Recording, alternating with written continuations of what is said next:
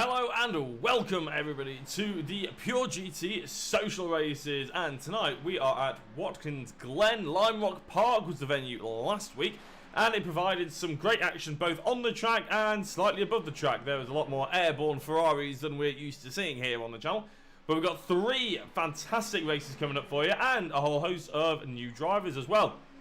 So along with everybody we had to learn last time out, we now have to learn them all again because there are a lot of them. A lot of the likes of John Westbrook we will be focusing on just a touch, because obviously he won one of the races and was one of the fastest in the next race, but he didn't actually have the best of time. Now, as I said, there are 3 races, but this is a social calendar. Social races, no sort of dramas with leagues yet or anything else like that. They are apparently potentially going to be bringing in a bit of a league, but it's not quite happened yet. Hello to everybody in the stream. Thank you very much for tuning in. Apologies that it went a little bit on for a bit. Katie Eames, thank you very much for the share. And also, Katie, you'll be sure to notice the whole new graphics. What are you thinking? It's we're trying it out, just trying to sort of bleed ourselves into it a little bit. Thank you very much for the like as well on the stream. So yeah, do tell me what you think in the chat as well, because I know it's slightly different, Katie. You might have been a fan of the old one, but I'm just seeing if there's anything we can do differently here tonight. So, as I said, tonight we've got 26 drivers here this evening, so the grid has grown somewhat. Apparently we got pretty good feedback on the stream last time out, so we're hoping, fingers crossed, that that carries on. I am alone in the broadcast booth tonight, no other commentators and no other broadcasters with me. If you haven't seen it already as well, on the channel we've hit 500 followers recently, and we did a bit of a giveaway, which was really cool as well. So the ACC giveaway has just come and done, so congratulations to all the winners. You may be watching, you may not, it's completely up to you really. I don't think any of the winners were actually from this series, so I wouldn't be surprised if they're not watching, but it was still really cool, and just another sort of extension of my thanks to everybody. We're hoping to hit, that's 500 followers on Facebook, by the way. If you're tuning into this on YouTube, then that's probably why you haven't seen it, because we did the giveaway over on Facebook. On YouTube, we're nearly at 100 subscribers, though, which is something I've never really tried to push my YouTube or anything like that, so thank you very much to everyone who subscribed. A whole chunk of them actually came from this series last week, so that was awesome. Thank you very much for that. But enough about that, enough about all those rubbish crappy insights that you guys don't want to hear about. You want to hear about fantastic racing. Evening all, says Damo, back on again in the YouTube chat as well. Love it. We had loads of people chatting last time. Oh, I can't wait to get that sort of energy back going. In fact, on Twitch, oh my god, I've got my first ever Twitch commenter. That isn't just spam. Rachel Thomas, evening, and Plays, thank you very much. Hello to you indeed as well on Twitch. Awesome to have you along. As I said, there will be some fantastic, and you've given a follow, Plays. Thank you. Awesome. Oh, Twitch is growing now as well. Coming left, right, and centre. Let's have a look at a few other drivers and what's cracking about then at the moment out on track. Started Twitch 8 days ago. Follow for follow. I will, if I can get over to Twitch to do such a thing, Plays. Let's have a look at what's cracking at the moment. As you can see, Chris Knox has now got back out. There's a little bit of a story there. It sounds like I'm really surprised in that it's everything like that, but there is a touch of a story. But these are the practice times. So remember, they did have like an hour and 20 minutes for practice. We're an hour and 17 minutes into that. They will then get a 10-minute qualifying session, which takes place at 8:20, followed by the first of 3 15-minute races. The first 2 are pretty much back-to-back, so you can expect to see maybe only 2 to 4 minutes of a break between races 1 and 2. They should all be done and dusted by 9 o'clock, well, comfortably by 9 o'clock. And then at about 10 past, 9, but we'll see if we can get race 3 on air for you. Now, in that sort of intermission-y time, we'll try and have a, chat to a few other drivers, as well as maybe the race organisers or two, just to give us a bit more of an insight in what's happening in the Pure GT world. But from what I understand, it's just basically a group of mates who all wanted to get involved with some racing. Can't do it in real life at the moment, so they were like, you know what, we'll just we'll get the sims going, Some people I know, which is fantastic, this by the way, some people have actually started using their son's iRacing account. They may have got their own iRacing account now, but a lot of people sort of doing that route, so they were actually having to get their sons to set it all up for them, which I think is pretty funny. They've also gone to town with their liveries, although one of them has just bit the dust with one of their liveries. Luckily on this, you can just spawn back to the pits and get going again. But yeah, I do think that's quite good fun, the fact that these drivers are obviously sort of trying their best to learn it all. In fact, normally on iRacing, actually, we finish a race, then we do a reverse grid of some sort. So we actually jump out of this server and jump into a new server, which is why sometimes whenever you're watching iRacing, there can be a bit of downtime in between the races. But these guys are so new to iRacing that actually we just sort of we try and set it up so there is as minimal leaving and jumping back into a new server as possible, because iRacing is not user friendly. I think anybody who has used it will attest to that. So yeah, quite a big learning curve these drivers are having over these couple of weeks, which is why maybe we saw 1 or 2 airborne Ferraris last time out. 15 seconds before qualifying begins though, and you can see that Chris Knox, John Westbrook are the top 2. Kevin McGlone in the KW sort of yellow and purple Porsche is in 3rd place, and I believe Kevin is the photographer amongst us. We do have some information about a few of them, a few of the drivers that are out there at the moment, as the checkered flag drops now. And we will soon be going into the qualifying. So can John Westbrook and Chris Knox convert that practice pace into qualifying pace? That's the thing we're all here to see. And if anybody remembers the first race last time out, it was absolutely cracking between Chris and John. And if anybody, if anybody's hoping that's going to be a repeat, it's certainly me. Good luck to Mark Hoskin, says Lucy Hoskin in the YouTube chat as well. So a couple of people obviously sharing the streams out, which is lovely to see. I'll get rid of my little socials at the bottom there, so you can see basically the breakdown of qualifying. Now, this obviously is pretty important. Keep an eye on the bottom of your screen, because that'll give you the people that are pretty much closest to completing a lap time and their sectors.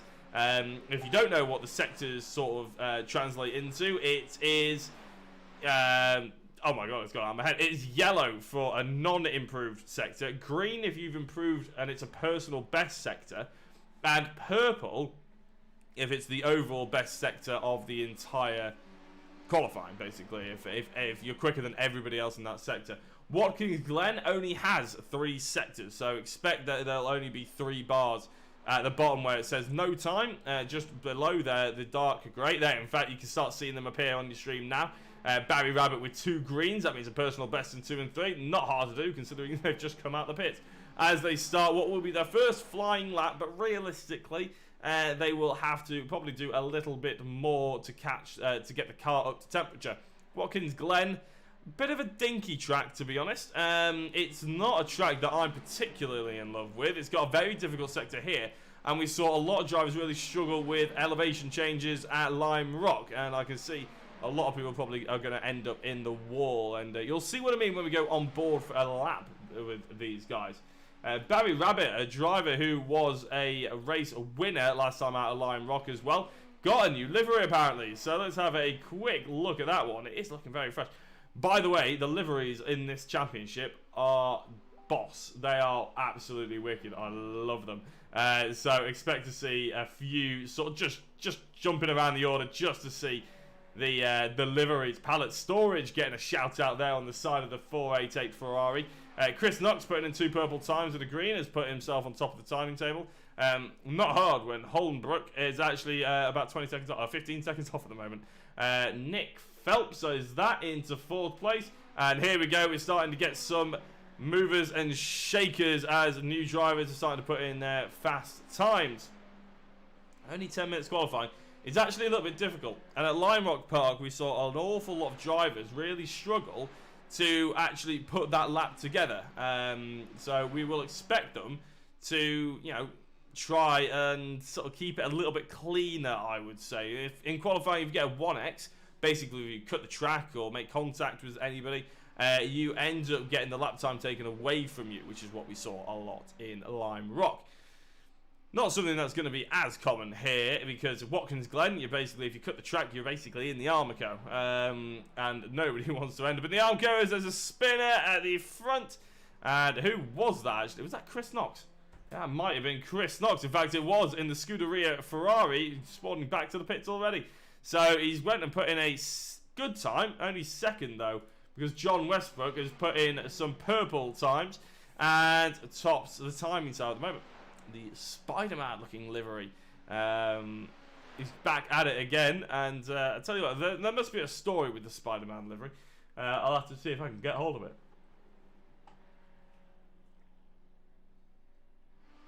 Who's out and about then? Who's getting their better times? And like you can see at the bottom, you can actually see a few new drivers, and in fact, here's one of them. Damned if I know how to say that one first time round. Gevorgian.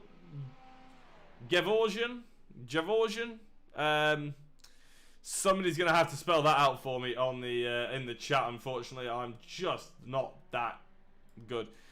Sorry, Hovans. I might just call you Hovans instead of your last name, because I really don't want to butcher it.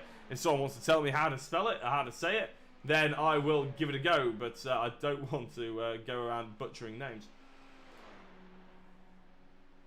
He was putting in some good time, but unfortunately he must have had an invalid lap time, because it hasn't come up as a time so far. Only 18 drivers actually have put in a lap time, and in 19 now, as Tom Holmbrook is right at the back. And to be fair, I seem to remember Tom Holmbrook actually really putting in some good shifts at Lime Rock. So the DeWalt car, it was a reverse grid, albeit, I think. Oh no, it was a new qualifying session, wasn't it? But it's still, you know, it was a good showing from him until I think he had a little bit of a spin.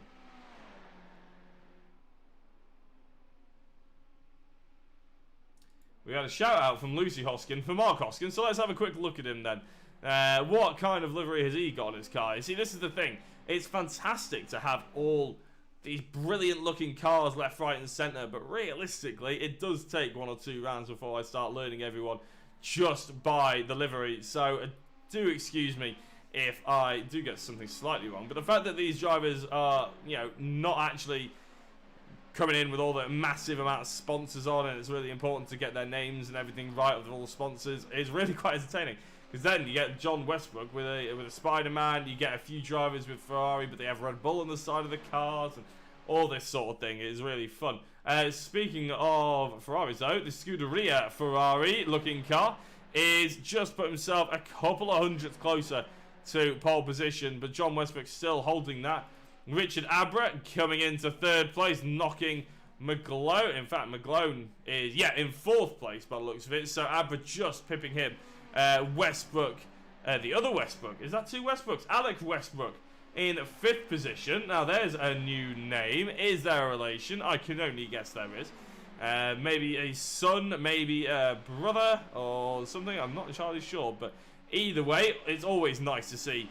It's nice to see 3 wide action in qualifying, even though it's probably not necessarily advisable, but it's nice to see families getting involved.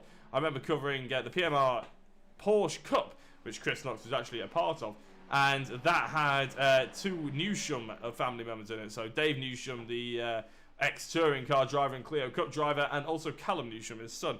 I used to joke that they were sat around the dinner table arguing about it all after the race and stuff like that, but apparently they actually lived about 600 miles away from each other, so that wasn't actually going to happen. Well, 600 miles, 200 miles away from each other, so that actually wasn't happening.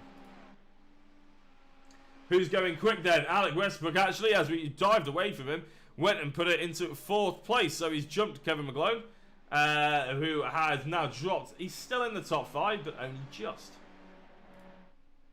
Nick Phelps putting in some half-decent lap times here. An improvement last time. He's in 7th place. We see a driver flying off in the background. Not sure who that was, but in fact, it might have been Hovans. Hovans? That's going to take me a while. Hovan's getting really out of shape, and that's what really can happen. That corner really is deceptive, I feel. Looks like you can barrel a lot of speed in, a bit like Sterling's Brands Hatch, but you do have to be a little bit more careful than what it first appears, because as the crest comes in and out away from you, into you and away from you, the car just gets lost and flies off the circuit. Chris Knox going over the... I'm just trying to see if I can catch a driver who is about to start. Tell you what, let's have a quick on board with Mark Radcliffe. He goes across the line now. Got a minute and a half, and with any luck, fingers crossed, he'll continue this flying lap. Dips down into the first corner and drives it out. Really easy to get an off track there. You don't want to run too wide. You can gain a lot of time if you do that in the race, but you will accumulate off tracks. Now, keep it close to the right because you want to open the left up as much as possible. That's the wall that everybody's fearing tonight, and if you send so much speed up there and turn in early, it can really find the Armco very quickly. Bit of a longer straight now, an overtaking opportunity into, in fact, it's not into the bus stop chicane. It is into a long hairpinny right-hander. Keep it nice and close to the apex there like Mark Radcliffe is doing. Power on nice and early as you can, but without going into the tyre wall. As he chases down towards the third sector now. We're almost at the end of this. As already 300-yard board, dive it in, and don't run too wide. Mark Radcliffe's went wide. He's got stage fright on camera. Bang! Straight into the wall. And, Mark, I apologise if you watch this back because you're on camera for it. It's almost like a you've been framed, isn't it? So, with 20 seconds left to go, what can Chris Knox conjure with this? And in fact, let's have a go at what will be, going on board with what will be his final attempt at this. He dives into the final corner, then the one corner we didn't see went on board with Radcliffe. And away we go. He's got a nice little gap between himself and the car ahead. In fact, I'm not entirely sure who the car ahead is. But as he dives, the qualifying's ended, and I think it's actually kicked him out. Yeah, it's just kicked everybody out there. Nobody gets to complete a lap. And it looks like John Westbrook will be on pole position. And I'll be able to bring you the grid now. Confirmation that he is indeed on pole position by only 0.02 of a second. Richard Abra and Westbrook round out the second row with Kevin McGlone and Barry Rabbit 5th and 6th. Thomas, Phelps, Dickinson, Hunt round out the top 10 with Radcliffe in 11th, and 12th is Paul Wafer. 13th, Holskin, Kasha, Bailey, Wafer, Christian Wafer, White, Shaw, Vella, Buchel, and Montgomery and Black 22nd, Holbrook and Hovanas in 24th. And we've got two drivers left on the grid, Alexander Martin and Samuel Marsh. Both of those drivers haven't actually set a lap time, so that's an interesting one. We'll have a look at John Westbrook, though, now, if the camera will actually focus on him. We might have to go for a different view here. I'm trying to focus on the car very much left of the screen now. We'll have to go for this one. Not the best, but Heat 1 of the evening will be underway sooner rather than later. I hope everybody's good in the chat. Thank you very much for the likes and the follows on the streams as well. It's awesome to have you along. Ian Duggan, thank you very much for the like. Hello to you. You have to get yourself on the sim and involved in one of these things, Ian. I'm sure I'll be covering you sooner rather than later. Dan's actually got involved with Next Gen, the series that I've just been covering with the Porsches. They've got some Legends stuff announcing soon, which looks awesome as well. So get yourself involved, Ian. 15 seconds left. We're just waiting on Alex Martin and Samuel Marsh. Right at the back of the field, and for some reason not actually taking to the grid yet. I don't know if they've got a penalty, but the fact that we're not actually in a league, this is a social race, I'd be surprised. 2 minutes have come and gone then, so the lights are going to come on regardless of whether on the grid or not. And as the engine notes rise, there's a little bit of a jump there by John Westbrook, and the lights go out for the first time here on a Wednesday night for the Pure GT social races. Did John Westbrook get a bit of a jump there? That's the question. Barreling down towards the first corner and already barreling into the Armco.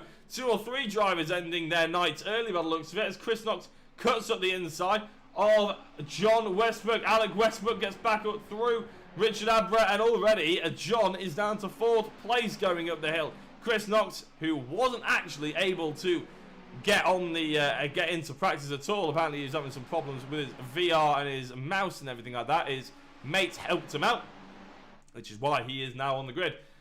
Richard Abra and Alec Westbrook going side by side into the long right-hand hairpin. And by the looks of it, there's a spinner in the background. Ooh, I think he killed it, actually. Great car control, but power ploughed into someone else, I think. And yeah, oh my days. I think everybody can see what I'm seeing. Let's just focus on the front 7 for now. With Albert Vea gaining. Oh, Chris Knox has gone round and in the air. Houston Weir take off already. Oh my days. These Ferraris are just angled like ramps. And Richard Abra takes the lead of the race from John Westbrook in second now all of a sudden after what was a terrible start. Chris Knox, where on earth is he? He is still facing back because amazingly he's not last yet. Not even halfway to last because there's a load of drivers in the pits already. And we've had so many incidents and so many people going into the pits that my incident counter is just blown on the roof. So, speaking of blowing on the roof, let's have a look at a few. Oh, my days, where you going there, sir? Not sure who that was. I think it was Hovanna's flying into the pits. And my God, over half the field. Only Mark Hoskin is currently the highest placed driver who is out on circuit. I might be wrong there. Mark Radcliffe is 9th place. So we have 26 drivers, 16 of which are in the pits. So that just goes to show how this race has started. We will have a quick look. It's all airborne again, says Damo, and loving life. I'm sure he is watching this stream. Oh my days. Right, anyway, Richard Albert, John Westbrook fighting it out for first position. So Westbrook, obviously, he qualified on pole position and got what looked like a jump start. Maybe he had to do the slowdown. That's why he ended up going down to 4th place. But then everybody spinning in front of him, basically Chris Knox spinning in front of him, is why he's actually gone back up to 2nd place. Lucy Hoskin saying go Mark Hoskin in 8th and just about holding off Mark Radcliffe. In fact, that might actually be doing him a little bit of a disservice. He's holding off Mark Radcliffe out of pace here by the looks of it. Because that's not Mark Radcliffe I'm looking at. That's actually Hoskin versus Vella. My apologies. Radcliffe is 30 seconds behind these drivers. So he's certainly holding off Radcliffe, that's for sure. So let's have a little bit of a look at what's happened. Oh, John Westbrook's got past Abra. We'll see if we can get that move on your screens because Abra looks up the inside, but it's not going to happen this time round. Let's have a look at it. That is not what we're looking for. This is what we're looking for. Oh, it's a wide moment, isn't it, from Abra, and straight back up the inside goes Westbrook. Says, thank you very much. I'll take my first position back. 100% Clive would have had something to do with that. Clive Bailey, I'm guessing you're on about, in the chat. Matt Stantz. I'll look if we can find what happened to Clive. In fact, here he is on your screens now in 10th position. Mark Hunt just ahead. And I love the Red Bull livery as well, by the way. The fact that there's a Red Bull livery on a Ferrari is, I think it's just cracking. To be fair, is it the WEC that they have that as well?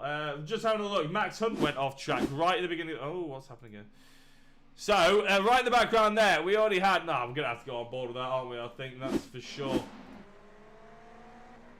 Oh, a driver just turns straight across. Then Max gets spat back out and makes contact with like 3 or 4 other drivers.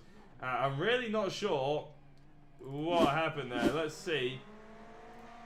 We can't see from that angle. No, it's a difficult one, really. Mark Radcliffe was the driver. Oh, it's Mark Radcliffe. It was Mark Radcliffe. So, I mean, they didn't look like either of them were turning into each other, but that's what happened on the start line. They went into Mark White, sorry. Let's have a look and see what happened to Mark White later on. Oh, here we go. Yeah, that's what happened to him on the start-finish straight. Oh my days, what's happened? Oh my goodness. John Westbrook. Where is John Westbrook? Is all the way down in 9th place. What on earth has happened to Westbrook? There's so many incidents here. We're struggling to keep up. Apologies about this. And Nick Phelps has had another crash. John Westbrook. Come on. I need to find it. Quickly. This is how... oh, there he is. So Westbrook going off track in the final corner here. Pushing too hard and going really wide. And that is so easy to do. We've mentioned it already. That's on the penultimate corner. Comes back on. Abra gets away with that, actually. And what happens? Oh, he's coming into the pits. Westbrook comes into the pits. And that's why he's all the way down in 9th position. Nick Phelps has had an off. What's happened to Nick? we will get a view on what happens, hopefully, a little bit earlier in the race. Oh, he just dived up to look up the inside, and then his car was just unbalanced and got spat out, put it that way. Some of these guys should load up Xboxes and load up Forza instead. So, well, bit harsh. Simon Shaw goes somewhere. Oh, he's looking at Chris Knox. And I think he goes into the pits here. I want to have a look. Let's have a look. Is it Matthew Dickens? Oh, my days, it is Matthew Dickens. And that was a huge crash. Look at the end. Oh, my days. They're still going up in the air. Where is the physics in this game coming from? Oh, who is that? It's just rolling over for days. I can't actually see what the number is, but it's absolutely incredible. Is it Terry Buchel? No, it's not Terry Buchel. It's Rocket League. This is Rocket League that we're watching here right now. It's just madness. It's a Holmbrook. I just wish I knew the livery's a little bit better. It's not Holbrook. Holbrook is towards the back here, the DeWalt car. Probably wondering what on earth has happened to him. Oh, he's actually the one that launched the car in the air. Oh, right. Well, that's enough of that angle. I mean, we've seen all this. Oh, Mark Hoskin. Mark Hoskin's had an incident, and is he just going to go wide here? Too much speed in. And is that a nice drift? It's almost a nice drift. No, it's not a nice drift anymore. Let's go and have a look at a bit of the racing, shall we? Richard Abrett isn't the leader of the race, and actually the closest that we've got on the circuit at the moment is Radcliffe from Max Hunt. So Radcliffe trying to chase down Max Hunt, and I made the pun last week if you're thinking of it. I won't say it again. Up the hill they go, already nearly 8 minutes into this 15-minute race, and we've seen a lot of drivers who we expect to see right at the front of the field going a little bit wrong, shall we say. I think out of all the drivers, there are only 6 drivers out of the 26 we've got here today who haven't yet made a pit stop. And I'm guessing there'll be quite a few fast repairs flying about. This man is the leader of your race, though. And in fact, let's have a look. Because to be fair, although they've all made pit stops, there's still little bits of battles going on here, there, and everywhere. One of which is Wafer to Dickens. And as we see, the queue of drivers in the pit lane on the other side of the circuit. Wafer using the slipstream to try and attack the pink liveried car of Dickens.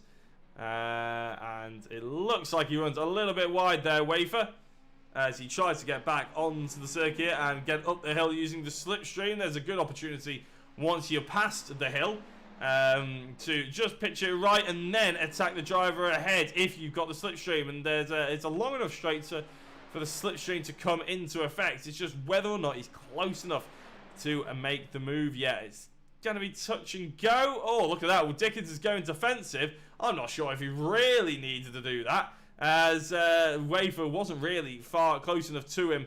Maybe he's just trying to break the toe, but either way, Wafer really wasn't close enough to him.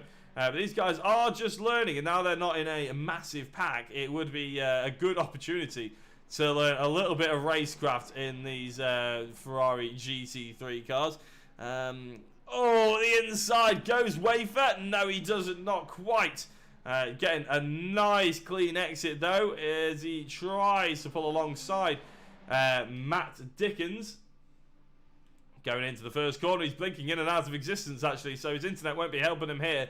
And it certainly won't be helping Dickens either, because he won't know which way to look. In fact, as we keep cutting and changing, we'll just be focusing on Dickens as they come back up the hill yet again. Such a short lap, this 1 minute 7. They were at Lime Rock Park last week, and again another really short track as Dickens goes very defensive out of the hill and in towards the hard braking zone of, I believe it's turn 5, and a good overtaking maneuver. Oh, it's like white lining it completely goes Dickens, and that was always going to end a disaster, unfortunately, for him. A little bit too close to the white line he was going into. Now he's going to come in contact. Oh, and he's airborne again, and he came back onto the racing line, which was never going to be a good idea. This is John Westbrook, who, by the way, is ahead, but actually is physically behind the drivers, as Westbrook now overtakes a few of the drivers and takes evasive maneuvers, even though one of them just disappeared. And is in 6th again with, I don't think that, yes, that is Clive Bailey in the Red Bull car. Just ahead is a figure of 8 circuit. Evening, hello Faye Wafer. Flying Guards again. What happened to Kev, the dog, McGlone last lap was in 5th. I'll see if I can find out what happened to Kevin McGlone. As we're rounding out the last couple of laps now. There's so many things going on this race at the moment. It's really hard to keep a track of, to be honest. I can't actually see what happened to McGlone. We'll have a focus on him. Does his car look a little bit damaged? I'm not entirely sure. 3 minutes to go in this race, so as he passes a car that's nicely parked on the left-hand side, to be fair. I think that's Tom Holbrook. Yeah, I can't see what happened to McGlone, unfortunately. Maybe he can jump in and have a chat to us. Oh, he was in the pit lane. McGlone was in the pit lane. That's all I can tell you, because I can't see the reason why he might have gone into the pit lane. But all I can tell you is that he was in it. So that is why he's down to 9th position.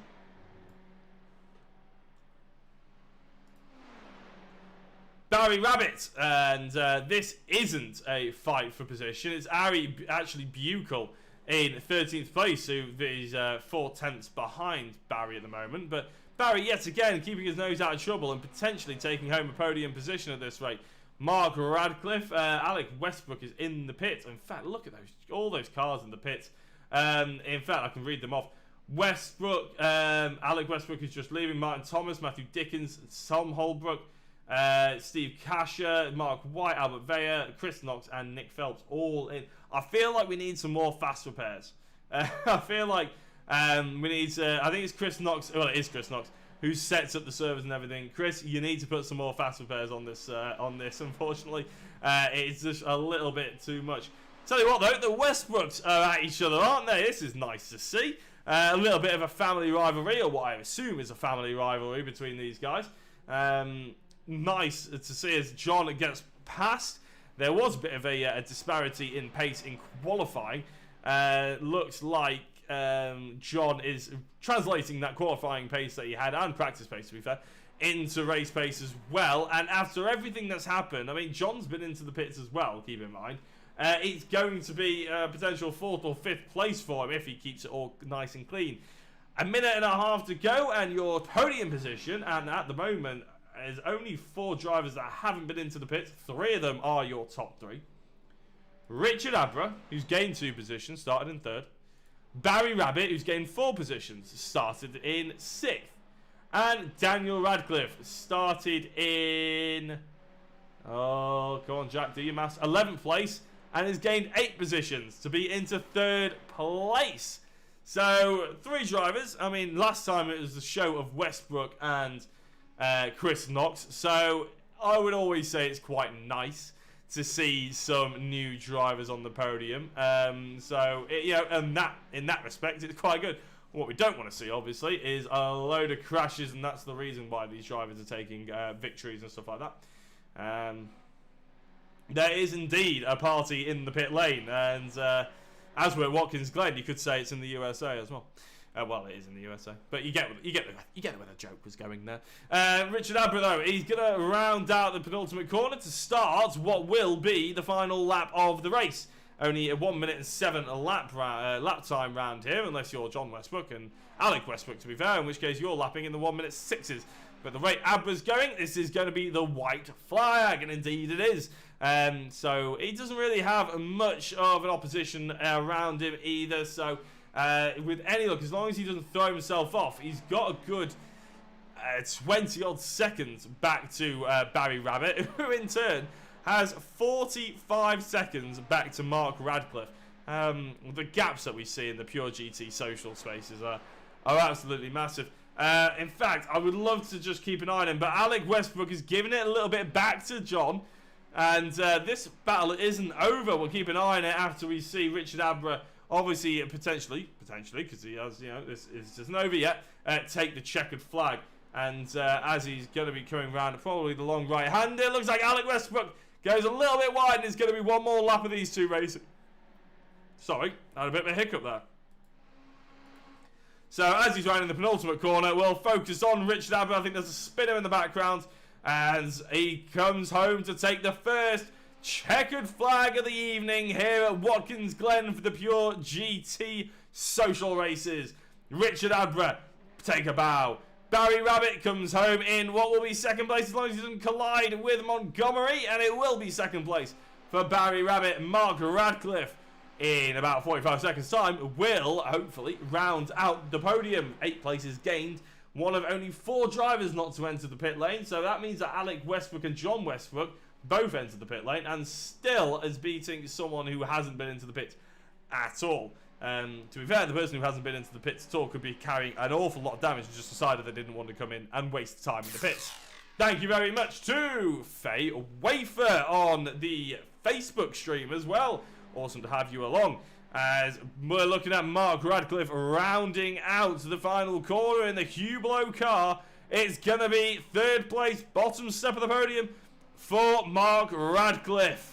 Across the line he goes, and I'm sure it'll be a very happy Mark, and in fact he's very happy. You could say he's jumping for joy. Landing rather hard, but he was up there enjoying himself. Flying high, you could argue.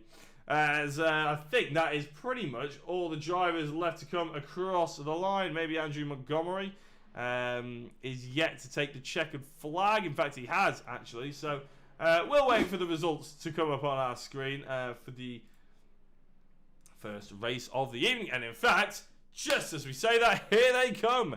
Confirmation that Richard Abra is on top of the timing tower, top of the world at the moment, in first place.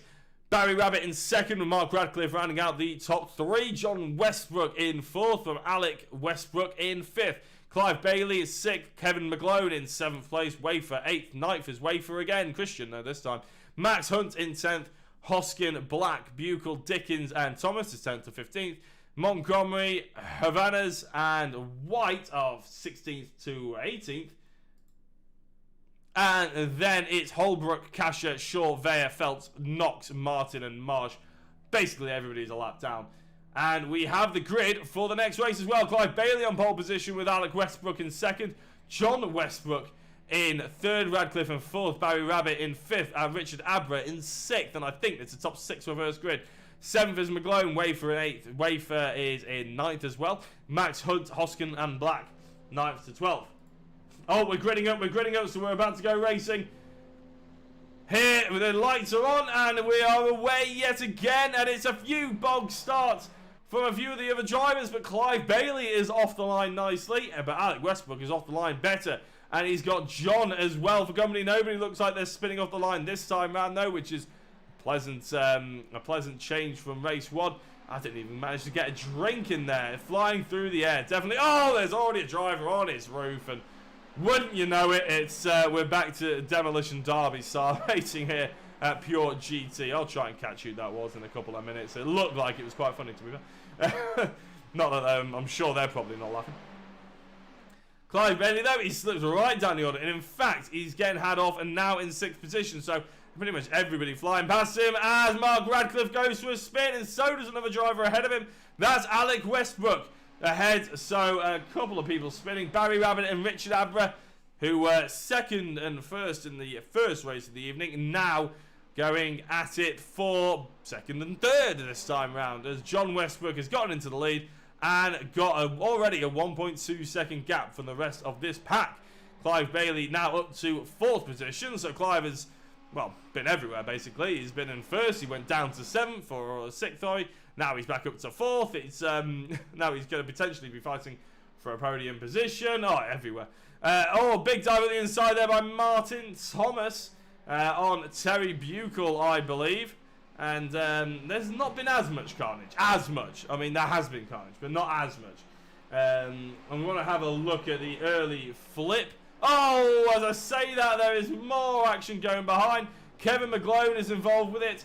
Alec Westbrook as well, and there's more drama just ahead, and they're still going. I think they need to avoid these Ferraris just because they are basically shaped like a ramp. Alec Westbrook and Mark Radcliffe. No, it's not Mark Radcliffe. I think it's Matthew Dickens, the 2 drivers involved there. Let's have a look at the first flip that we had. I believe it was Paul Wafer, and yeah, there we go, the turn, and Wafer skids up the hill on his roof, being assisted. Is he righted? I tell you what, that's stunt level. Oh no, he goes straight back. Oh no! Oh, I was about to give a lot of props there, but we can't give the props if he ended up coming back on. I think it's Albert Vea. Oh, where are we going here? Albert Vea, he comes back on. He really needs to hold the brakes. He spawns out of existence, but it's too late for Albert Vea, who really, oh my, just everywhere. I can't believe it's like Hot Wheels. Just is it Hot Wheels? Yeah, it was Hot Wheels. Flying around everywhere. Dan, thank you very much for the like on the stream as well.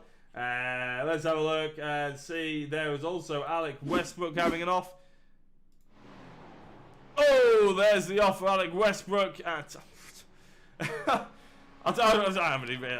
Anybody else got any puns out there? Because to be honest, I've run out. It's only not even halfway through the second race yet. John Westbrook, though, leads the order. Fast start, 488 GT3 high jumping. Yeah, should be an Olympic sport. We'll get the pure GT winning gold medals left, right, and centre. Richard Abbott and Barry Rabbit still going nicely at each other as well. So there is some good racing to be looked at out there as well. And this little battle for the top two, well, second and third, essentially, is right up there on the order as well. And although it's not exactly real life racing, is it? Let's face it, these guys, what they're doing here. But it does make you sort of step back and appreciate what people do sim racing for quite a lot on this channel and other channels that I commentate on. You sort of get immersed in sim racing as Barry Rabbit goes for the inside on... Richard Abbott goes for the inside on Barry Rabbit. Nope, it's the other way round. I can't quite... Yeah, there's Barry Rabbit defending from Richard Abbott on the inside and just about holds it off as well. So these two guys really nicely going at each other. Pure GT Olympics. Fast Eye, you've invented something there. You get it's $1 million idea. Maybe you should get involved as well. Start racing some GT3s. David Ward sending Freddie Hewitt up in the air. That'll be quite good. Michael Seal giving it a 10 out of 10 on the judges panel. Westbrook, though, still basically 2.5 seconds in the lead. Absolutely flying. Racer Sport non-profit organisation. Thank you very much for the like on the stream. Here we go. The traffic is flying out of the pits now as basically everybody comes back out the pits after their rather long pit stop period. Kevin McGlone's had another issue. What's happened to Kevin? Really nice looking car, this one. Is he going to be diving up the inside here? Because that's a very ambitious move. It's hugely ambitious. He's late on the brakes and he's too late. He tried to hold it on too much as he was rotating the car. And the car, to be fair, Max Hunt, who I think he was going up against, actually ended up spinning in sympathy. As you can see here, there goes McGlone. Straight out your shot, over rotation of the rear. And then there's an over rotation for Max Hunt as well, and he ends up in the Armco. And there we go, Kevin McGlone back into the pit lane. But like I was, Albert Vea, who we have seen in the air within the first corner, well, second corner actually to be fair. He goes off at the first corner, doesn't get the car stopped, doesn't really do much turning either. There's a lot of braking though, and we'll end up coming to a stop and probably going into the pits. So it may have been mechanical what was wrong with him there. But like I was saying, it's not exactly, the highest level of immersion when it comes to broadcasting this sort of thing.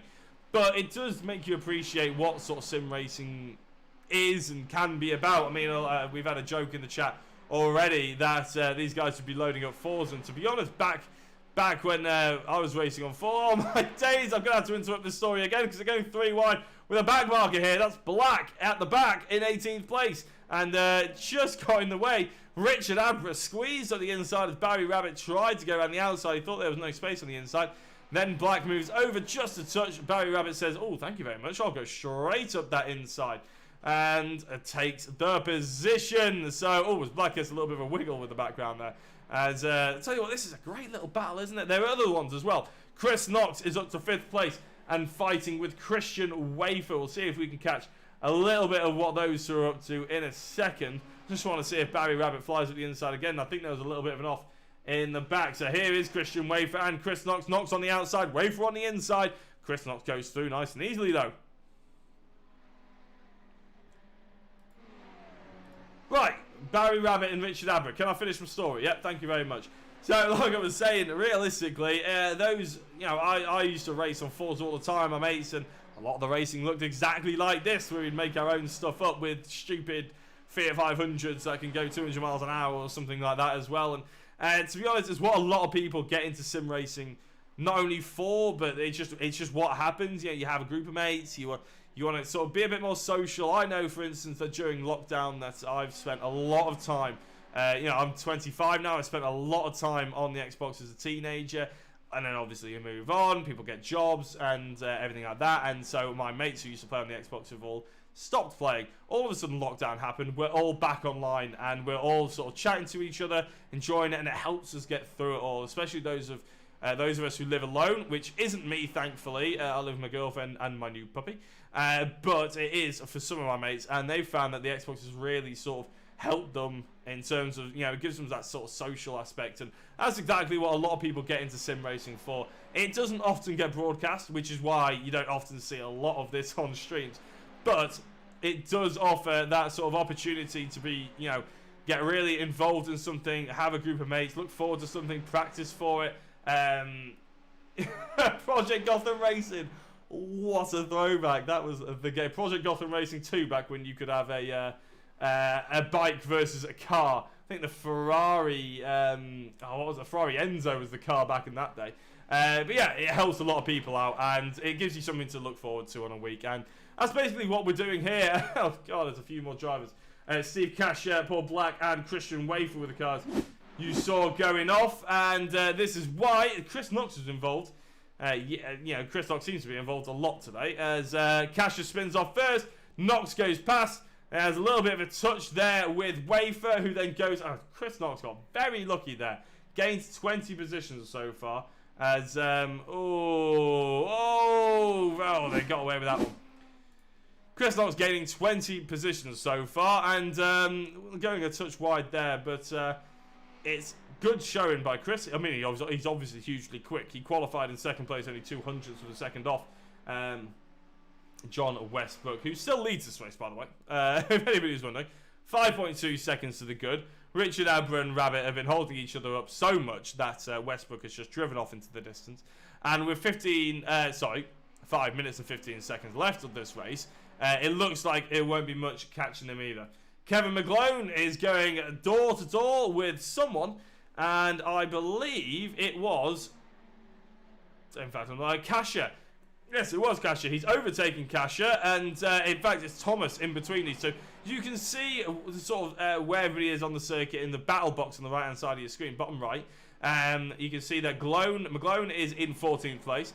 In 6th place is Thomas. Now, he's the car directly behind Glone, and then Kasha is the car directly behind Thomas. So you can see that 14th and 15th are separated by 6th place. So that's hard to keep an eye on it. It's what happens when there's a lot of back markers getting involved and stuff like that. If you're ever watching GT racing or anything like that, you'll sort of get what I mean here in terms of the battle box. Hugely useful to sort of like pinpointing where everybody is out on circuit. Could we get some on board, please? Tell you what, I don't see why not. And we'll go on board with Barry Rabbit, because he is the driver that's trying to hip, skip, and a jump.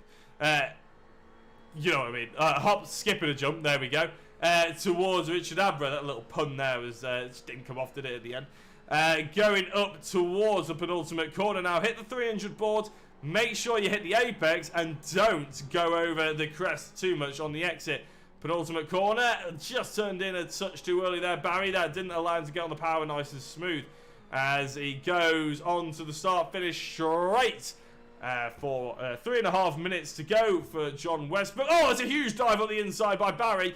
Maybe he knows he's on the stream, and in fact, makes Richard Abra go really wide. Richard should have been away with the fairies, and to be fair, he has gapped Barry a little bit there, but it was actually a huge lunge by Barry that... I admire the ambition. That's about as good a thing as I can say about it. I didn't think it was ever going to work, but, you know, sometimes you can live in hope, can't you? As they dive down, you can see the slipstream in effect now. I mean, there was a good 0.6 of a second gap between these two drivers. It's gone down to 0.4 already as they go through the long right-hander. Caught a lot of people out today. This one really nice and close to the edge from Barry Rabbit there, using all the track nice and smooth on the power as well. As we're going into the 300 board, nice and late on the brakes there, and in fact a really good balanced car there from Barry, and you can tell how much he's pushing this 488 Ferrari around this Watkins Glen circuit. Just lost out. He pushed it a touch too hard, actually. Overdrove the car, you could say. Which is why he's lost out a little bit now. But as a driver, that's Clive Bailey they're catching up now. And there's only really one route up this hill, and Clive is going to be the one who's in the way of it. So watch Richard Abra. Is he going to be able to get past? No, he's held up. And he's held up massively in what is the most important section of the circuit now. A huge run that Barry Rabbit has. If he can stay in his slipstream, he may well be able to get alongside him into the braking zone. It's going to be a big if, though. Oh, he's going to go for it. No, he isn't. Yes, he is. He goes past Clive Bailey, and he couldn't get up to Richard Abra. Dives into the apex really nicely on the exit there, isn't he? He's very good, and it is into an overtaking opportunity. So if Richard Abra makes a mistake, Barry looking up to the inside, just took in Barry. Make sure you get the run. He's forced Richard into a mistake. No, he hasn't. A late apex by Richard there. Makes a really nice turn in and exit. And I tell you what, here comes Barry Rabbit really close to the edge now. This is cracking stuff, isn't it? All of a sudden, we've seen so many drivers going for flips and tricks and everything like that. Barry, oh. So if he just kept in the slipstream there, the best overtaking opportunity on this track is up and through the hill. And what unfortunately Barry's done there is just lose the back end of Richard Abra. He was really nice and close to him. The best thing to do would probably be to hunker up, stay really nice and close, and now get the slipstream. The problem is now, instead of having to gain only about a tenth, he's having to gain 3 tenths. And that means instead of getting alongside him early stage, he's getting alongside him right at the end of the straight, and that's allowed Richard to just go defensive right at the end there. And with only 40 seconds left to go, I think we're going to have to keep an eye on where our leader is. And I think he's going to start the white flag lap in a second. As Richard Abra defending yet again from Barry Rabbit, who's on the outside. Oh, I thought he just about managed to carry enough speed there to dive at the inside for the final corner, but it wasn't to be. Palletsaurus.ie, check it out if you want to. It's on the side of Barry's car for a reason, I'm sure.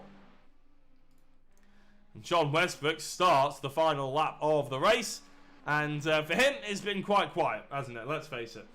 Max Hunt has had another crash, so has Havans, but for now, we're going to focus on our race leader. If Barry and Richard get a little bit closer, maybe we'll have a look at them, but right now, we haven't even featured him. We haven't featured him hardly at all since he's got into the lead of this race, which was fairly early on. But he's taken it and he's dominated, hasn't he? Chris Knox is up 20 positions, still into 4th, but he's a long way back. Well, he's 3 odd seconds back from Richard Abra and Barry Rabbit, and they kept holding each other up for a little bit longer. Then Chris, you never know, could have been in with a fight, but it wasn't to be. But at the moment, Westbrook is rotating round the penultimate corner. He'll be diving into the final one to take what will be the final lap of the race. And it is John Westbrook to take the race victory here at Watkins Glen. The second race victory on offer. And Richard Abra comes across the line to take 2nd place. Another podium position. A 1st and a 2nd for Richard. Barry Rabbit comes home in 3rd. Whew. Tell you what, that really heated up in the final couple of laps there, didn't you? Great on board with Barry. Cheers. No worries, Damo. It was a great idea, actually, because if it wasn't for that suggestion, probably wouldn't have gone there. So thank you very much for getting in there. Now, unlike between race 1 and 2, it's not going to jump into race 3 immediately. There may well be the need for a server change, which can take about 10-15 minutes. If you want to keep it tuned to Jacko Racing, it would be very much appreciated. But if you also want to go and get a cup of tea, I'm not exactly there looking over your shoulder, making sure you do it. So, by all means, if you want a cup of tea, probably now is about the time you want to go and get it done. Run to the toilet, do anything you want. That isn't the results for this heat. That is the results for the heat before. So, we'll just take that off your screen for now. But yeah, if you want to, then I advise going to do it now. However, in about 10-15 minutes, there will be a 3rd race of the evening, and it will be a very good race, I'm sure. In fact, we've already gone into what looks like a warm-up.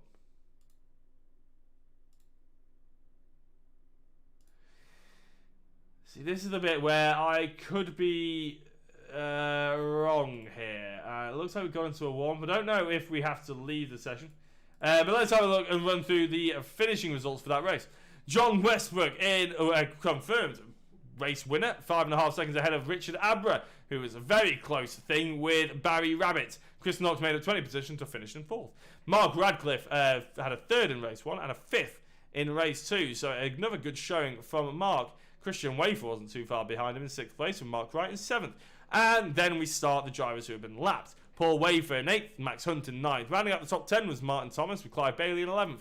Kevin McGlone ended up in 12th place with Matthew Dickens in 13th. 14th was Terry Buchel and Andrew Montgomery in 15th place. Mark Oskey in 16th. 17th was Alec Westbrook and Paul Black in 18th. 19th was Steve Casher. Havanas was in 20th with Alexander Martin in 21st. Holbrook 22nd. Vea, airborne 2 or 3 times, it was in 23rd. Nick Phelps in 24th, and Simon Shaw in 25th, and Sam Marsh in 26th position. Now, I'm not 100% sure what's cracking here. So, what we're going to do is I'm going to go and get a little confirmation, and I'll be back in a couple of minutes. We may well have a chat to one of our podium position sitters as well. In fact, let's have a look. There's anybody in the interview waiting room? There isn't just yet, but I will probably end up dragging somebody in to have a chat. Barry Rabbit was happy to have a chat last time out, so maybe I'll just drag him in rather rudely, and hopefully he gets he's okay with it. But I'll be back in a sec. I'm going to go find out whether we need to jump into a new server, or if this server will just tick over to the next race. Back in a sec.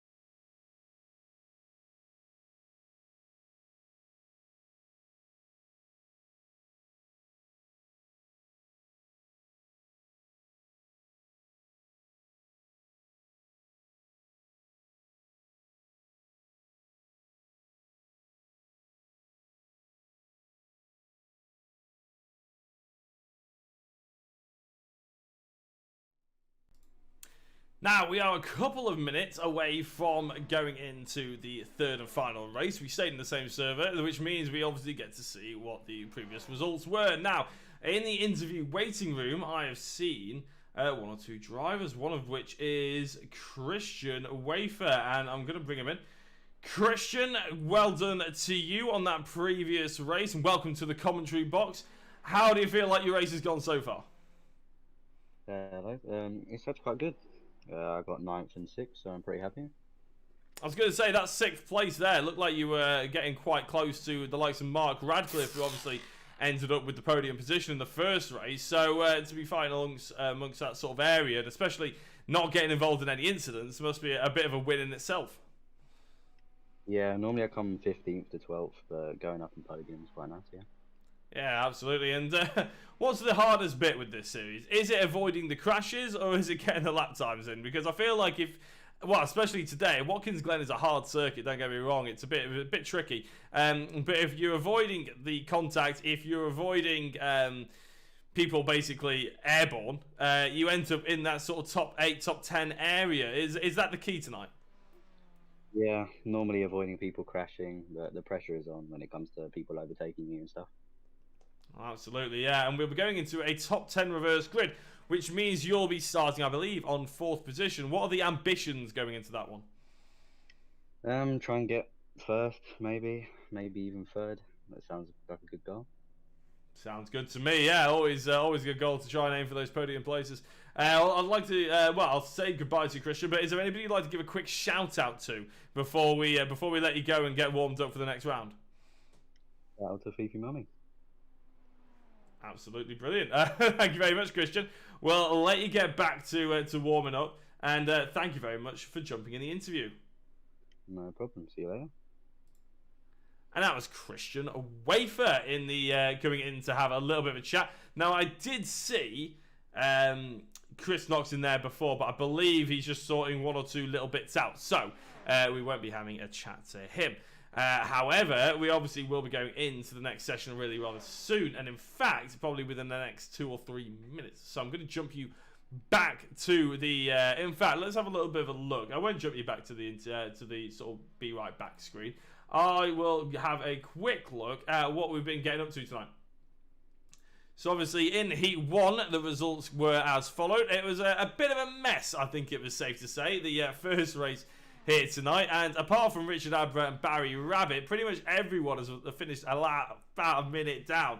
Obviously Radcliffe rounded out the 3rd place, but he was 57 seconds behind Richard Abra, who took the victory. Barry Rabbit was in 2nd place and ended up in 3rd in the 2nd race as well. Sorry, Barry Rabbit was 2nd in the 1st race and then ended up in 3rd in the 2nd race. Bit of a hard way of saying that, to be honest. Mark Radcliffe, as I said, was in 3rd, with John Westbrook in 4th after what was a pit stop and a few crashes as well for John. Alec Westbrook, I'm guessing a sibling or son or something along those lines, was in 5th place, about half, not even about a second behind. Sorry, I don't know why it took me that long to do that maths. Clive Bailey was in 6th, full minute behind, and then it starts the lapped drivers. Kevin McGlone, Paul Wafer, Christian Wafer, and Max Hunt rounded out the top 10 in that race. And then we went on to race number 2. John Westbrook took the race victory by 5.5 seconds from Richard Abra, who maintained 100% podium position finishes so far this race. A top 10 reverse grid, though, in this one coming up could change that. Barry Rabbit, yet again, 100% podium positions in the for the evening. Chris Knox made up 20 places to get up to 4th place. Mark Radcliffe was in top 5 condition yet again. He ended up in 5th with Christian Wafer, who we just had a chat to, not too far behind. Mark White in 7th place, and then all of a sudden the lapped cars come along. Paul Wafer in 8th, Max Hunt 9th, and rounding out the top 10 in that one was Martin Thomas. Now, we've only got about 20 seconds until we go into the 3rd race in the evening, so let's have a look at what we've got lined up. On pole position will be Martin Thomas, and I'm going to shoot you over to the iRacing screen. And just like that, it's done and dusted. Thank you very much to everyone who's stayed around with us in the chat as well. It's always appreciated.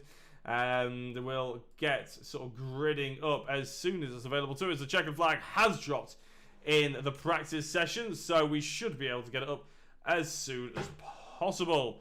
And as we just have a bit of a wait, and there we go, Martin Thomas on pole.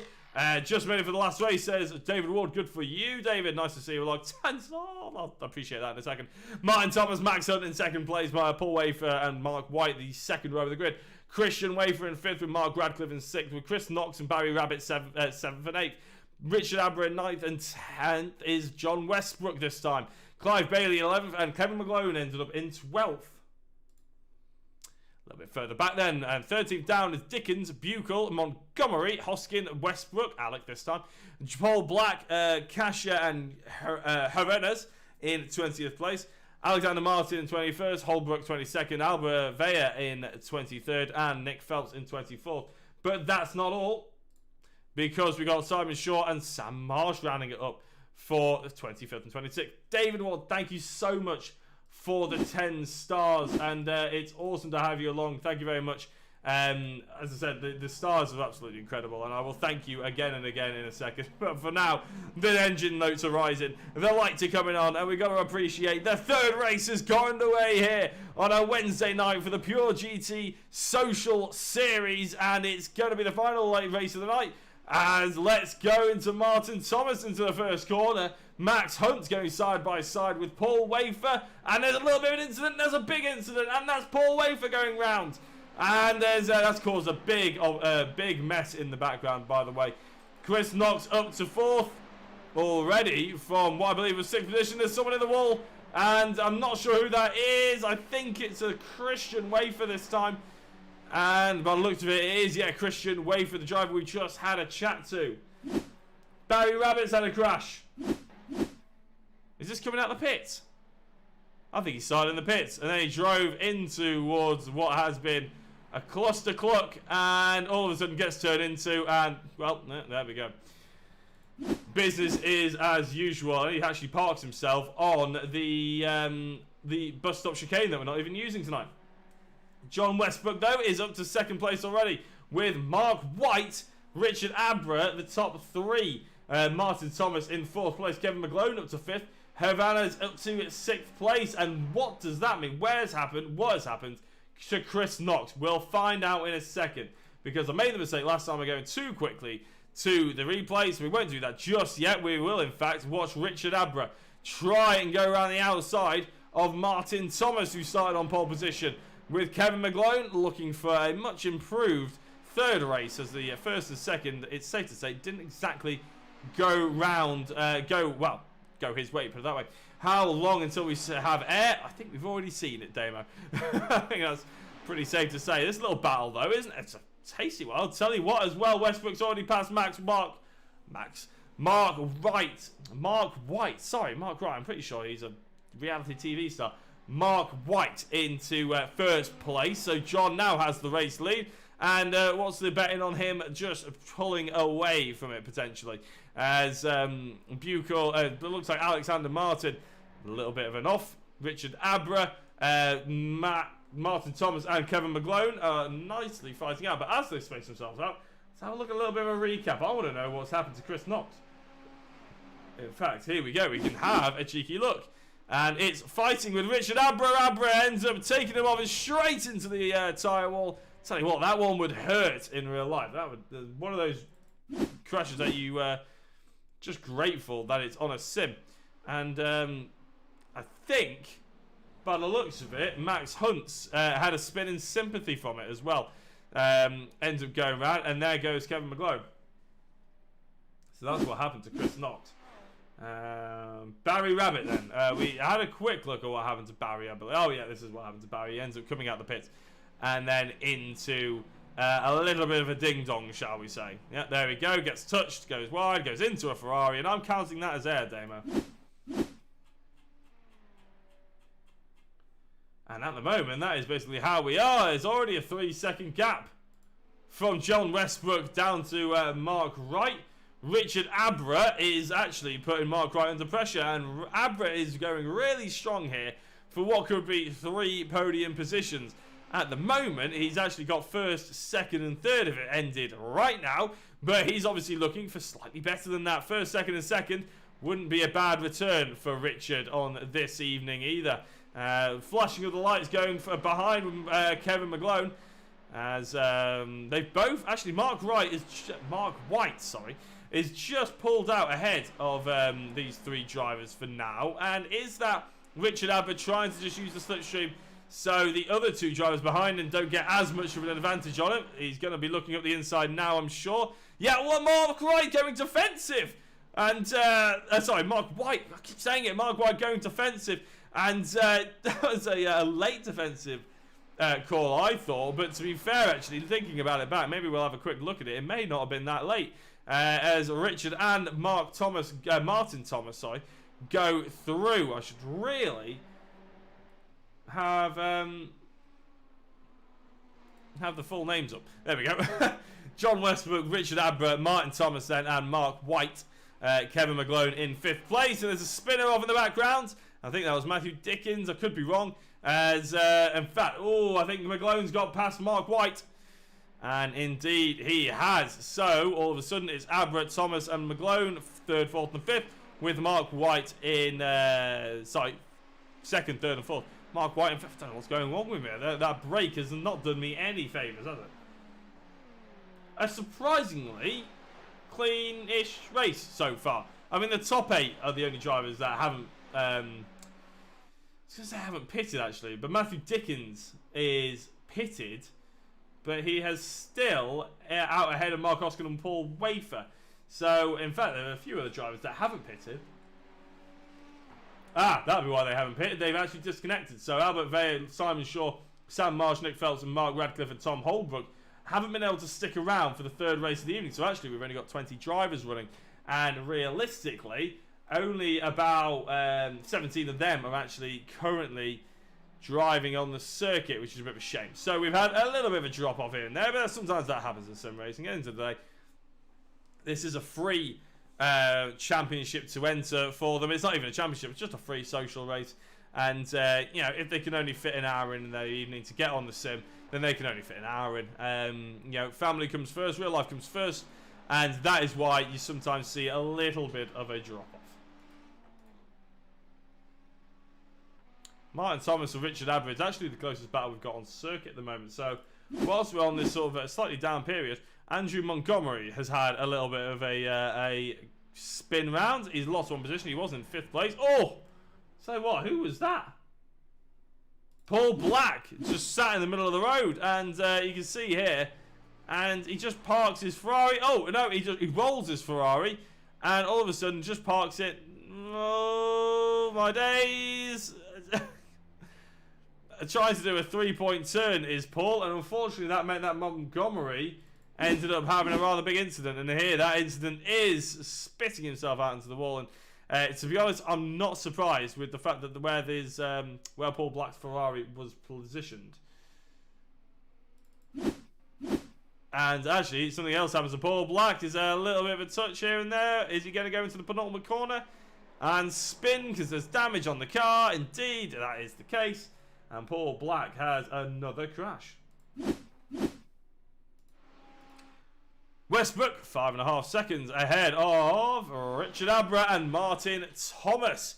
0.8 of a second between these drivers now as they're going towards the closing stage. We're only about halfway through on this race. And they space themselves out quite nicely, it has to be said.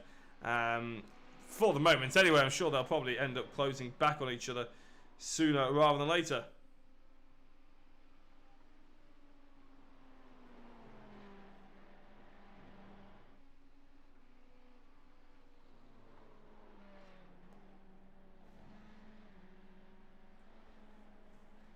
For now, though, you can see on that top right-hand side, in fact, actually, you can see, let's go for an onboard of Martin Thomas, because it worked quite nicely last time for Barry Rabbit and Richard Abbott in the last race. Well, it's still Richard Abbott, but this time being chased by Martin Thomas, who started on pole position.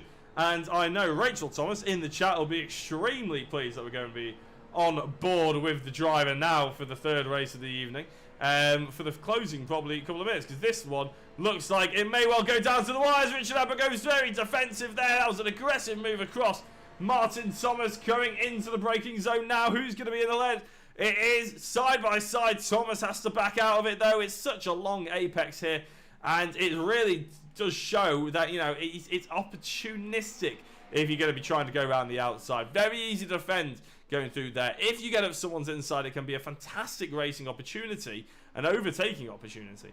But if they hold it around the outside, it's not necessarily going to come in your favour. And we'll go back on board of Martin Thomas after he was trying that little excursion, shall we say.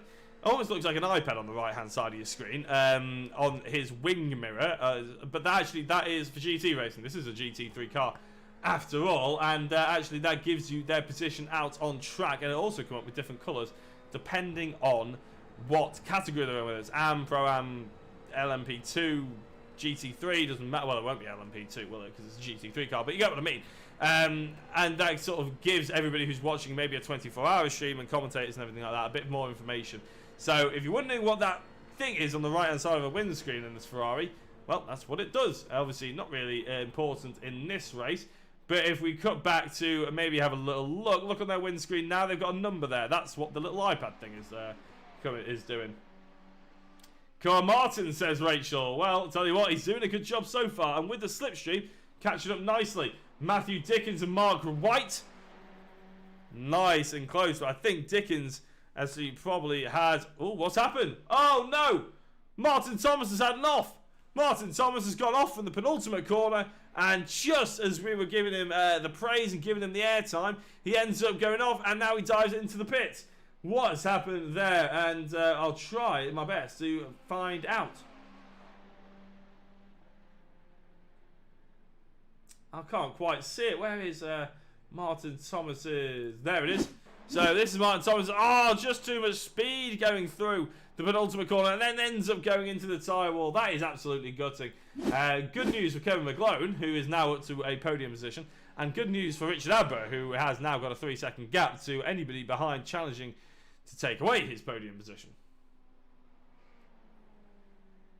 But as everything's calmed down, Havana's looks like he's going to do a similar thing that we've seen him do before in qualifying, and that is take too much speed through the penultimate corner and, yep, have a little bit of a spin there, which is unfortunate.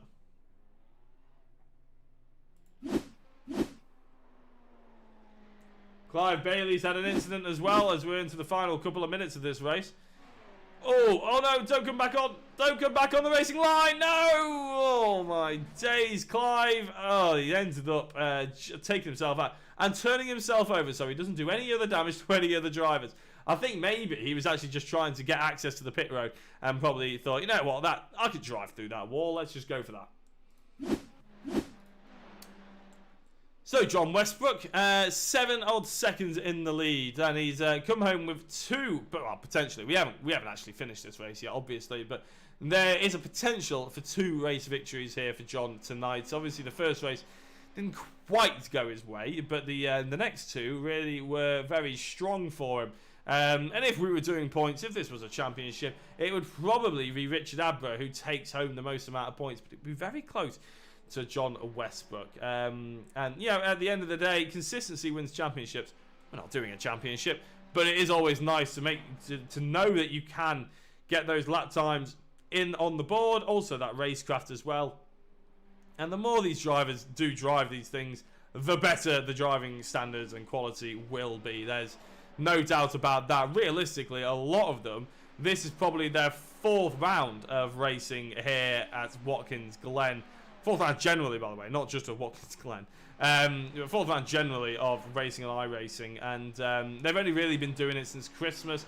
A lot of these drivers have actually only just received their equipment and set it all up in the last 2 weeks, which is why we've seen such a large jump in numbers tonight. 26 drivers. I think there were only about 20 last time out, so really good to see him. I think iRacing can handle up to like 40 cars, so if we start going on some slightly longer circuits, maybe even slightly more familiar as well, like Silverstone and maybe even Le Mans and Spa, Monza, Imola, all these sort of circuits which are really designed for these GT3 cars.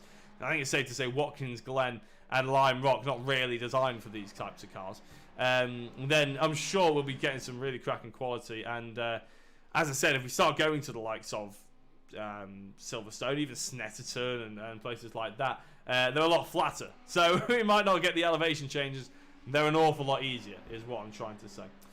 Go Kevin says, Damo in the chat, come on dog, we want a podium.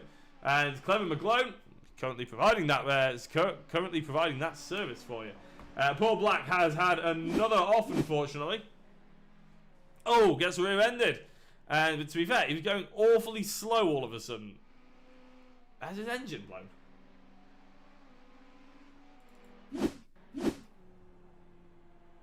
He's either ran out of fuel or his engine's blown, and it's done it right at the wrong place.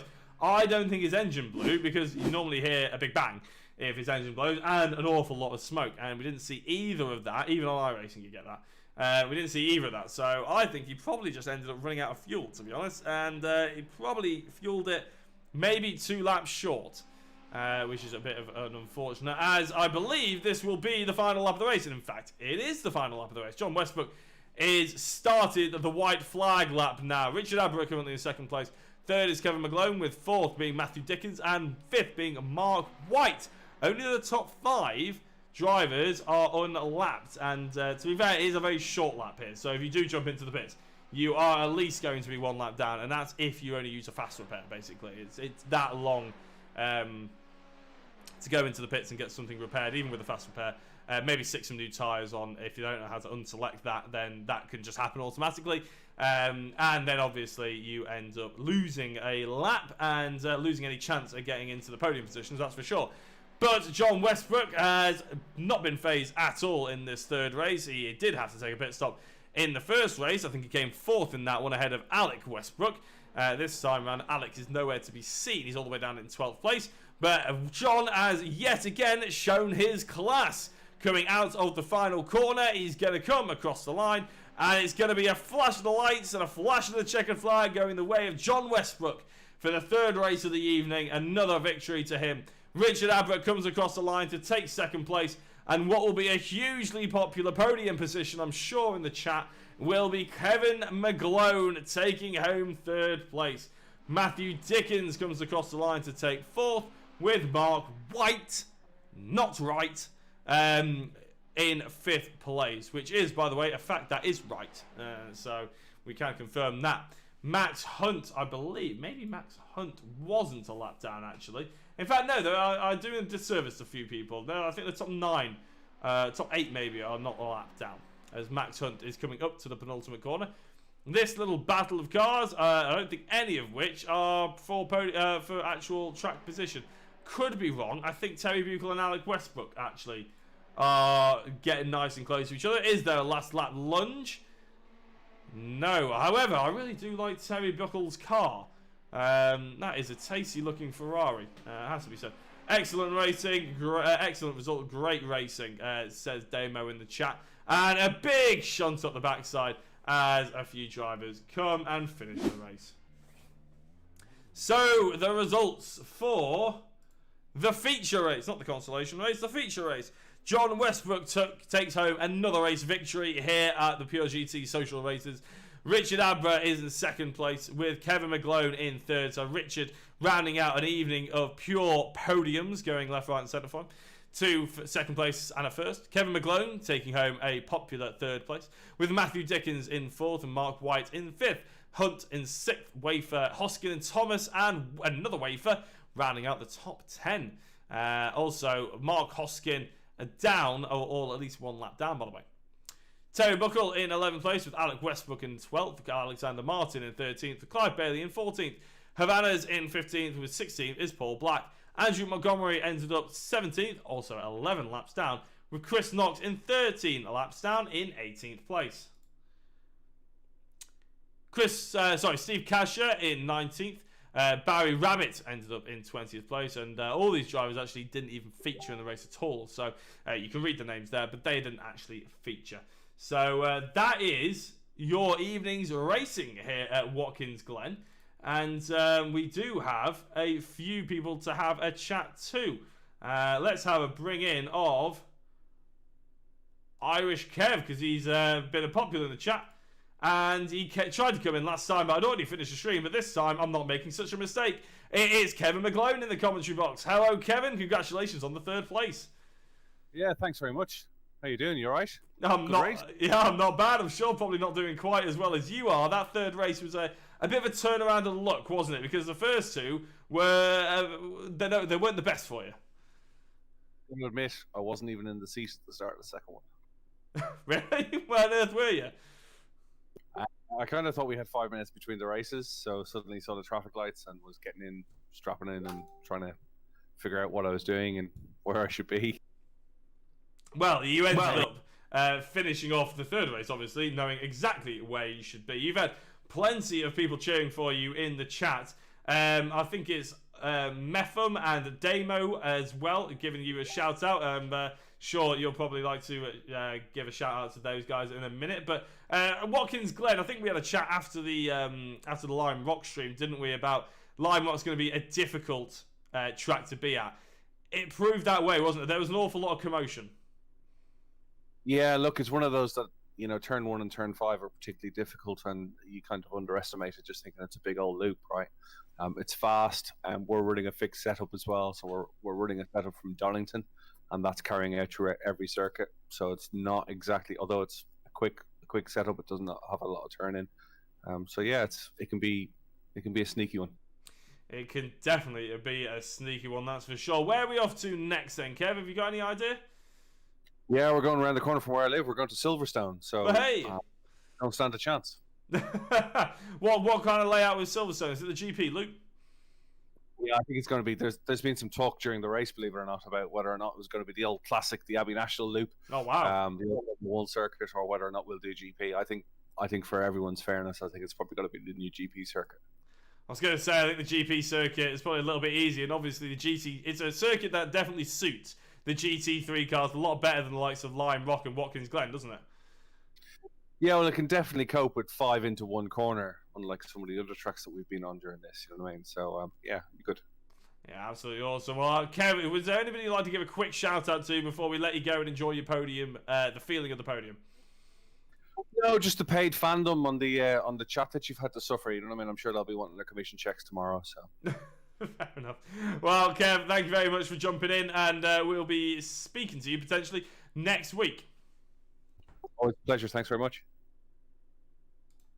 And that was Kevin McGlone in 3rd place. And we got one more driver to have a chat to, and it is Paul Wafer. Paul, welcome to the commentary box. You've had a busy evening, haven't you, tonight? Hi, Jack. Yeah, it has been a bit busy. Yeah, it's there's plenty of sort of big incidents left, right, and centre. And to be fair for that one, I think you managed to avoid most of them, didn't you? And coming home in 7th place, it's a good result, isn't it? These top 10s are hard to come by when everybody's flying off the circuit around you. At this point, you're just trying to keep out of the way of everybody and keep your nose clean, but it can't be avoided sometimes. If certainly into that top hairpin, just cars scattered all over the place, reversing out, and yeah. I enjoyed it. It was really good fun, and looking forward to Silverstone next. Yeah, Silverstone, I'm sure will be good. Give us a little bit of a background on you then, Paul. Where's your racing background, by the way? I mean, because obviously there's you and there's Christian, isn't there? Are you guys in the same house? Is Christian more the racer who got you into it? Have you got a bit of a background in racing? What's the story? We're both novices. Christian's my son, and other than a few track days, I've not done any racing. No racing experience yet. Thought I'd try my hand at sim racing while lockdown's given everybody a good opportunity to do so. Yeah, I mean, if you can get hold of the equipment, it's certainly a good opportunity. What kind of track stuff have you done then? Where have you been, and what have you been driving? GT3, GT4, that just road cars, and Silverstone, Spa, Brands, Zolder. Wow. But not very often. No. Not like some of the other guys. Professional. Yeah, I mean, we do have some really good, quick guys here, don't we? But you're mixing it definitely in the top 10 there. I mean, some of the tracks that you just listed off, though, they're dream tracks, I'm sure, for a lot of people. And yeah, great to hear that you sort of getting involved with the sim racing and And sort of, you say you're a novice, obviously you and Christian. Has Christian ever shown any sort of impetus to maybe go karting or anything like that in his youth? Yeah, he's always asking to do it. Yeah, he's done a bit of it, but yeah, I think nice thing with the sim is that you can just dip in and out of it, whereas you know, a whole weekend away is a bit harder with family and stuff. Yeah, well, I can tell you that from someone who's come from a family with his... my brother ended up, I think, for 19 years, I don't think we've had a year where we haven't been at least about 20 different race meetings over the course of 52 weeks of the year, obviously. So it does engulf your life. But some people say it's worth it, and some people wouldn't. Those people probably end up paying. So, Paul, thank you very much for coming in and having a chat. Is there anybody you'd like to give a quick shout out to before we let you go? Only my wife, who's sitting patiently watching us both race. So no. Are you two in the really same enjoyed it, room? No, we're not. Oh, I was going to say that'd be very entertaining. Yeah. Well, no, thank you very much, Paul, and to Paul's wife as well. We will see you potentially next week, and enjoy the rest of your evening. Cheers, Jack. Thanks for commentating. It's been really good. It's all right. It's been very enjoyable. We'll see you later. Cheers. Thanks.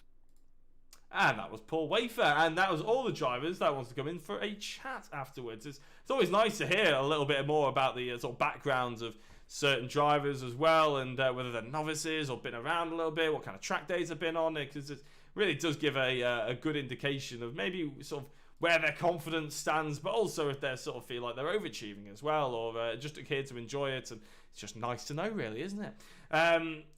We will go and end the evening, unfortunately. We'll be back next week, next Wednesday, and we will be back on YouTube, Facebook, Twitch, everything, everywhere you're watching from. Thank you very much for watching. And in fact, what I should be doing right now, the reason why I feel a bit weird and I feel like I'm not doing it.